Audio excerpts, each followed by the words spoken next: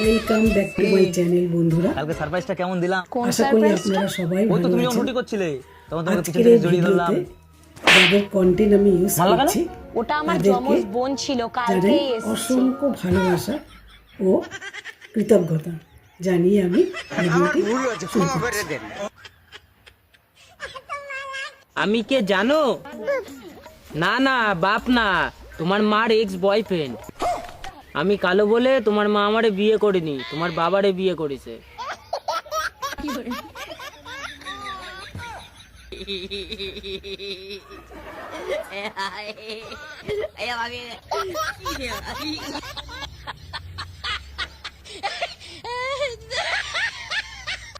চাইলে আমিও পরকিয়া করে ভেগে যেতে পারতাম, কিন্তু আমি যাব না।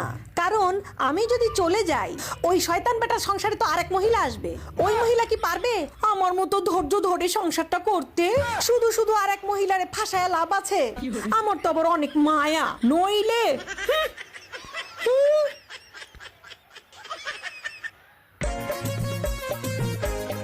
ধরো চাটা খাও।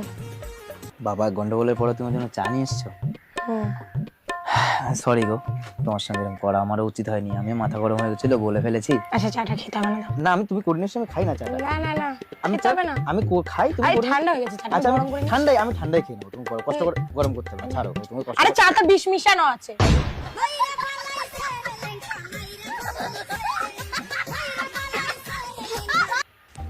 জীবনের শুরুটাই হয়েছে স দিয়ে। সূর্য, সকাল, সন্ধ্যা, সংসার, শ্বশুর বাড়ি, শ্বশুর, শাশুড়ি, শালা, শালি, সর্বনাশ। যার জীবনে এই স আছে সে শেষ, শেষ সে। রিমা, তোমাকে আমি কত জায়গায় খুঁজেছি, বাড়ি চলো রিমা। কে আপনি? আমার নাম জানলেন কি করে? আমি তোমার স্বামী। না না পূজা, আমি এনাকে চিনি না। কাকু আপনার কোথাও ভুল হচ্ছে, আমার এখনো বিয়েই হয়নি। আমার সাথে তোমার বিয়ে হয়েছিল, তুমি কথা দিয়েছিলে জনম জনম আমার সাথে থাকবে। ও যে আপনাকে বিয়ে করেছিল, কি প্রমাণ আছে আপনার কাছে? আগুন দিয়ে পুড়িয়ে আমার বুকে ওর নাম লেখা আছে। দেখো ওর বুকে ও আমার নাম লেখা আছে। আপনার নাম কি? অঞ্জন। জানি না রে পূজা, জন্ম থেকেই এই দাগটা আমার বুকে আছে। তাহলে শোনো আগের জন্মের কথা। অঞ্জন, তুমি আগুন দিয়ে বুক পুড়িয়ে আমার নাম লিখছো? কথা দাও রিমা, তুমি আমাকে ছেড়ে কোনোদিন যাবে না। কথা দিলাম জনম জনম তোমার সাথে থাকবো আমি। আমিও আগুন দিয়ে বুক পুড়ে তোমার নাম লিখবো। রিমা, রিমা, আমার বউকে আমি অন্য পুরুষের ঘর করতে দেবো না। অঞ্জনের কাছ থেকে আমাকে নিয়ে গেলে আমি কিন্তু নিজেকে শেষ করে দেবো বাবলা। রিমা, আমার রিমা। উঠে পড় অঞ্জন, তোকে আমি অমর বর দিলাম, তুই কোনোদিন মরবি না। রিমা, আমার রিমা। স্বামীর অত্যাচারে রিমা আর বেঁচে নেই অঞ্জন। না, আমার রিমা মরতে পারে না। তুই চিন্তা করিস না, 300 বছর পর মধুপুর গ্রামে তোর রিমা আবার জন্ম নেবে। কিন্তু আমি ওকে চিনবো কি করে? ওর বুকে তোর নাম লেখা থাকবে। ওর বুকে থাকবে আমার নাম। মনে পড়েছে, তুমি আমার অঞ্জন। রিমা, এই জন্মেও তোমাকে কারো হতে দেবো না Rima. Sorry sorry sorry sorry sorry মানে কানা নাকি? রাস্তায় দেখে চলতে পারেন না? যত সব।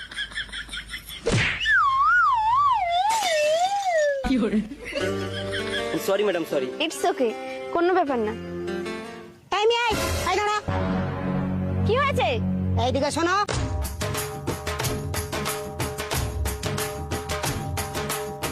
কি বলবেন বলুন। আমার সঙ্গে ধাক্কা লাগার সময় আমি যে সরি বলেছিলাম, তাতে কি আমার বানান ভুল ছিল?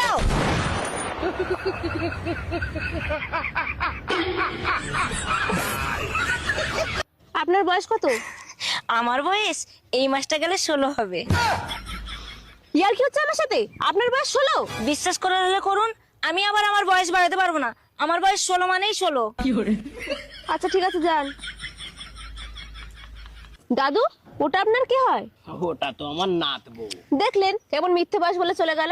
ও সব কথায় তুমি কান দিও না তো, আজকালকার মেয়ে পড়ে কই রকম, সত্যি বয়সটা বলতেই চায় না। আচ্ছা ঠিক আছে, ওইসব বাদ দিলাম। আপনার বয়সটা কত বলুন?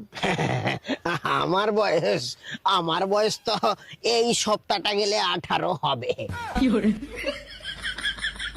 তুমি যদি বিয়ে না করতে আর একটা প্রেম করতুম তোমার সাথে আর কি।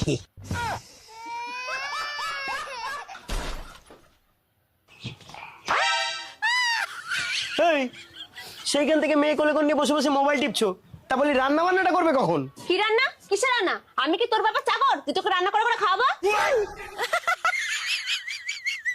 তাই শোনো, কোথায় যাচ্ছো? রান্না করতে যাচ্ছি। ওইসব রান্না বান্না পরে করবে, আগে আমার প্রশ্নের উত্তর দাও। হ্যাঁ, প্রশ্ন? কি প্রশ্ন গো? বলি এই মোবাইলে যে এসআইআর করে চিৎকার করছে, এই এসআইআরটা কি বলো তো? এ বাবা, এই এসআইআর কি তুমি জানো না? জানি না বলেই তো জিজ্ঞাসা করছি। আরে বাবা, এসআইআর হলো যেসব বউয়েরা স্বামীর সাথে অতিরিক্ত পরিমাণ ঝগড়া করে তাদেরকে বাপের বাড়ি পাঠিয়ে 2002 সালের ভোটার লিস্টে এনে তাদেরকে মাথা নেড়া করে বাংলাদেশ পাঠানো হবে। আমাকে 2 মিনিট সময় দাও, আমি এক্ষুনি তোমার জন্য রান্না করে আনছি। আর শোনো, আমাদের ঝগড়াঝাটির কথা কাউকে যেন বলো না। জয় বাবা এসআইআর এর জয়। যা হোক, অশান্তিটা বোধহয় এবার কমবে।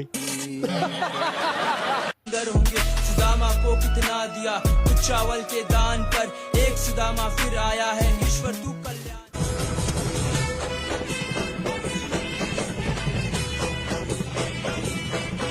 শ্বশুর বাড়িতে দেখবেন 2 বউর মধ্যে যে বউটা মুখে মুখে তর্ক করে, সবাইকে মুখের উপরে জবাব দিয়ে দেয়, সেই বউটাকে সবাই তেল মেরে চলে। সেই বউটাকে কথা বলার আগে সবাই 100 বার চিন্তা করে।